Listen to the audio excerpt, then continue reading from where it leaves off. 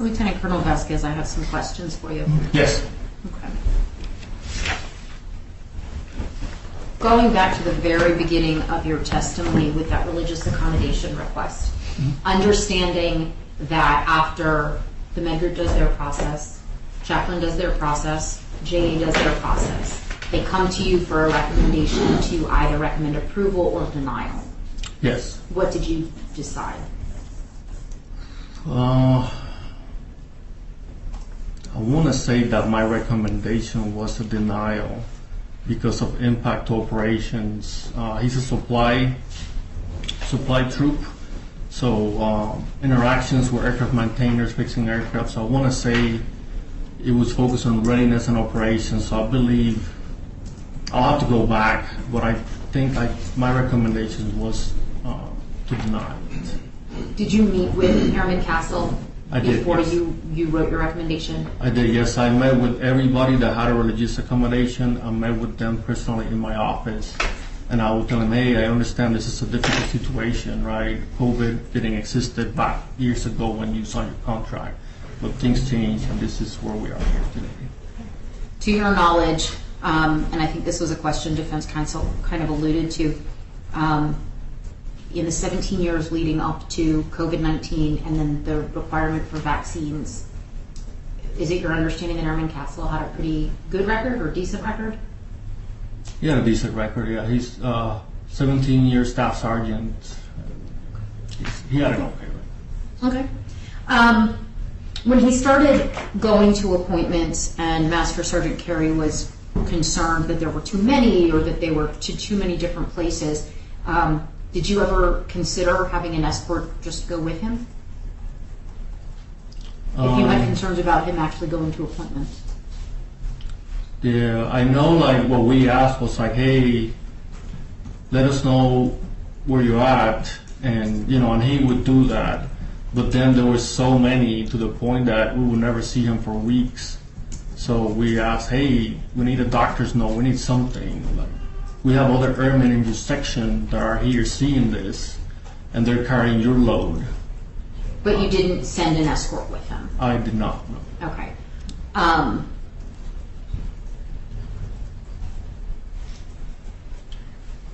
Going back to when he first mentioned to you that he had major depression and PTSD, understanding that he did not provide you documents of that, why didn't you initiate a commander-directed evaluation based on that assessment or that assertion alone? Because after talking to mental health, I thought they gave me what I needed to make a decision. And going back to Castle's credibility, he just had no credibility at all. I remember even we met before this came to the extreme. I remember I met a specific appointment just for Castle that I put in my calendar. I think it was November 28 or 29, and we talked about retirement. We talked about all this medical stuff, and I remember him saying, so I told him, hey man, like 3 more years, 4 more years, you get to retire, and you get this pay. That it could be a mortgage, it could be a car, it could be anything you want. And I sat down, it was just me and him. I printed all the retirement stuff, and he even told me, hey, my friends and my family tell me the same thing. Why don't I stay and get it? It's a big deal. And I ran numbers with him. Hey, this is how much you will get. This is what you're entitled to. And we talk about goals and stuff like that. After that, he's like, oh, sir, thank you. You're the best commander I ever had. Like. And when was that? That was November of 2022? 28 or 29 November 2022, yes. Okay. So I thought this was it. I thought he's like, hey, he's going to go back to work. He's going to at least show up and do his job. Okay, so... But 2 weeks after, that was not the case. Okay, and so again, that's the 2 weeks after. Is that when the behavior started becoming irrational, as you called it? Well, it was already before. That's why I did that meeting with him. It's just that it was more verbal counseling to him. Okay. So there's nothing on documentation. Okay, and I guess where I'm going with this is you see an airman who is exhibiting irrational behavior, and that's what you told mental health is it's irrational. And then he tells you that he has irritability, he tells you he has PTSD, and he tells you he has major depression. Whether you believe him or not, you see something that's not right. That's the irrational behavior. Right. And then he tells you that there might be an explanation for it. Did you talk, and you didn't talk to JA when mental health told you that you shouldn't do a CDE? I did talk to legal a couple times, but I don't think I did on that topic. I can't remember at this time. Okay. And as his behavior continued to be irrational and continued to escalate, you didn't go back and ask for a CDE again? I did not. No. Why? No. Well, I didn't ask for a CDE, but I would talk to mental health. Hey, this is what's going on. Is this still the case? And they're like, no, like he needs to go back to work. Like, there's no reason for him not to be at work. Okay, so but by that point, he was telling you he was being treated off base by a psychiatrist.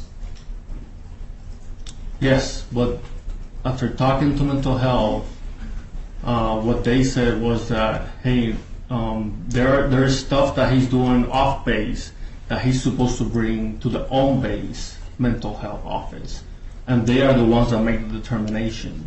There were talks about, like, with one appointment, he was already diagnosed with certain things.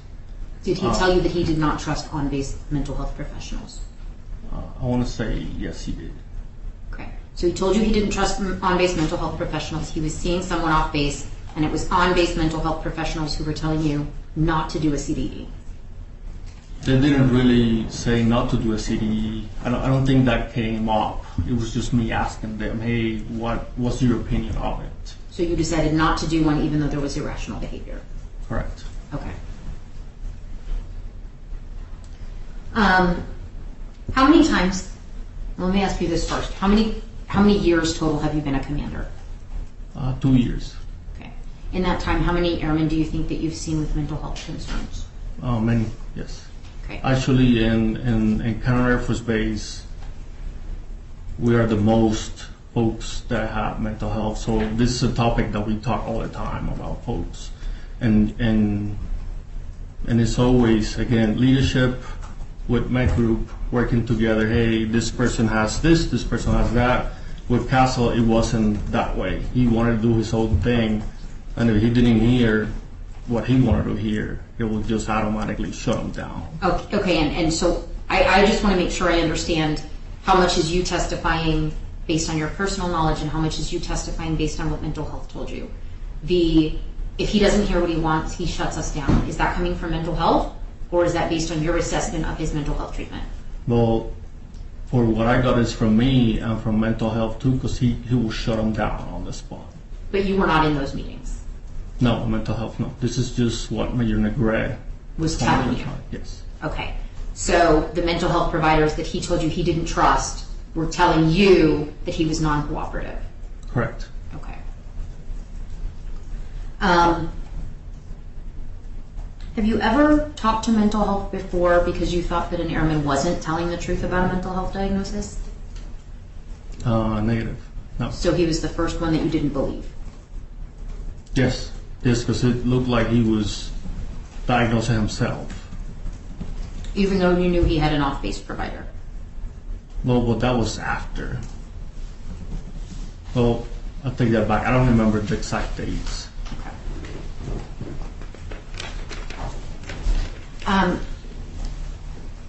Going to when we talked about Master Sergeant Carey being his supervisor, and you said that you changed his supervisor so that Master Sergeant Carey wouldn't be the supervisor anymore. Mm-hmm. Did you inform him of that, or did you just make the change and then he wasn't at work so he didn't know? Yeah, he didn't know. He didn't know. We made the change and he just never went back to work. So yeah, he didn't know.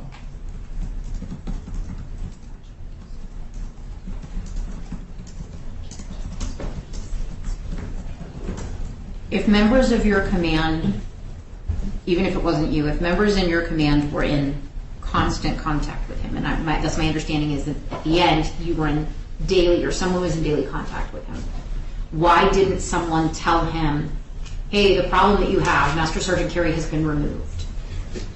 Why didn't anyone tell him that? He wasn't showing the work, so it didn't. Yeah. Was your understanding that he wasn't showing up to work because he had concerns in part with Master Sergeant Carey? I think it would have been with anybody that will hold him accountable for anything. But what was he telling you? Trying to carry? No, what was Senior Castle telling you? Was he telling you that my concerns are with Master Servant Carey? Yes, he did. Okay. So understanding that that's what he's telling you, whether you believe him or not, if that's what he's telling you, why didn't you have someone tell him, we've removed Sergeant Carey from your supervision chain to see if that would he came back to work? Yeah, we could have, but that's something we missed. I missed.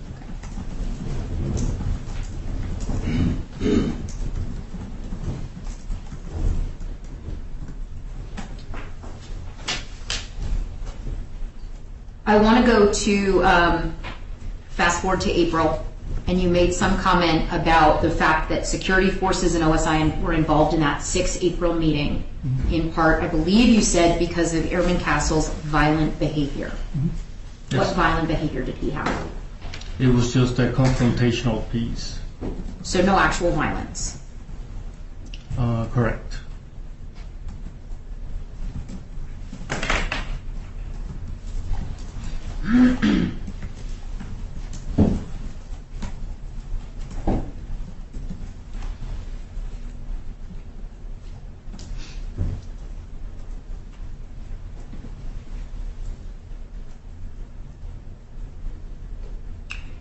Did you believe that a treatment team meeting was necessary in April? I did, right? I did, but again, it was just the credibility was not there. I kept asking, hey, follow the process. Hey, we'll help you out. Let me see something from a professional. And I know he did say, hey, I'm seeing professionals off base. Okay, well, how do I see that? How do I? Because again, everything was just said. There was nothing official from a professional, right? Because I'm not a medical expert. Right. And so when you scheduled the treatment team meeting for April, you believed that one was necessary. Get everybody in the same room so you could talk together. Yes. You believed that was necessary. Yes. And I think that you said you invited security forces and OSI to that because you had concerns about safety. Yes. Based on confrontational issues. That was one of the topics, yes. Okay. But you believed that it was important to have the treatment team meeting. Yes. When security forces notified you that they picked him up at the gate, why didn't you ask them to deliver him to the treatment team meeting if you believed that was necessary? Yes, I thought it was just a done deal. Like, he's arrested. Yes, once that happened, I didn't make any more decisions after that.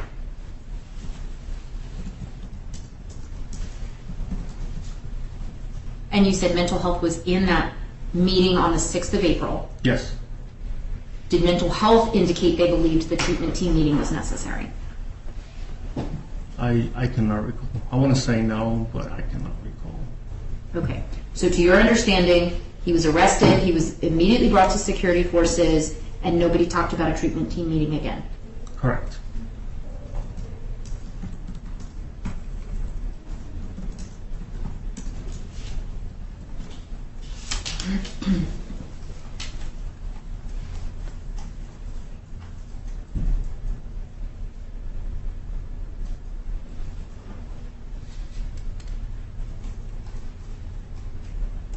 But security forces understood that on the day he was coming to base, it was for a treatment team meeting. Yes. And he had told you he was going to be at the treatment team meeting. Yes, he told the first sergeant, and first sergeant communicated with me. Yes. And he responded positively to the TTM appointment? I believe so, yes.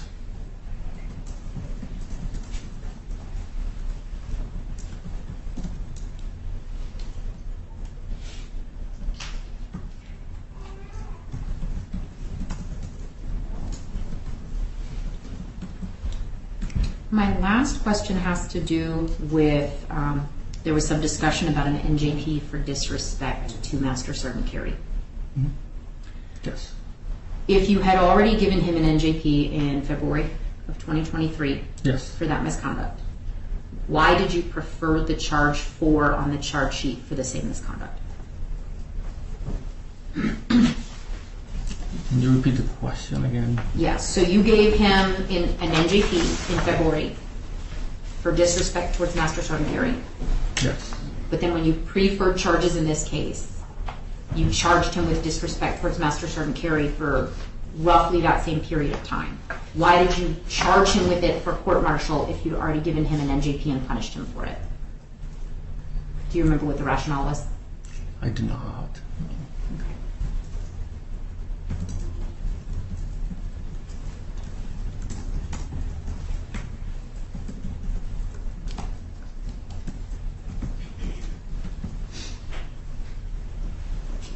Trial counsel, do you have any redirect based on any of my questions? No, Your Honor. Defense counsel, any recross? No, ma'am. Okay. Trial counsel, is this witness subject to recall? Yes, Your Honor. Major Vazquez, you are temporarily excused.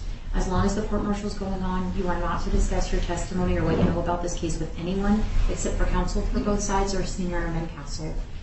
You're free to leave today, go back to your normal duty station. If you're needed again, counsel will notify you where to be and when. Okay, yes. Thank you. And this, Oh, yes. you- Counsel, can one of you retrieve the exhibit from the witness before he Yes, Your Honor.